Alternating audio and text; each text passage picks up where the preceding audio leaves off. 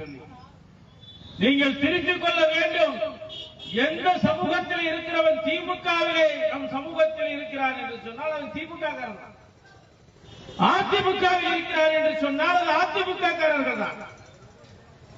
வீரமுத்திரையர் சங்கத்தில் இருப்பவன் தான் உன்னுடைய சாதிக்காரன் என்பதை நீ புரிந்து கொள்ள வேண்டும்.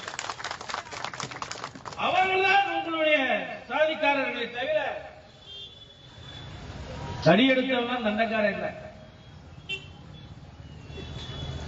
நமக்கு ஒரு பிரச்சனை என்று சொன்னால் முன்னே வந்து நிற்பவது யார்?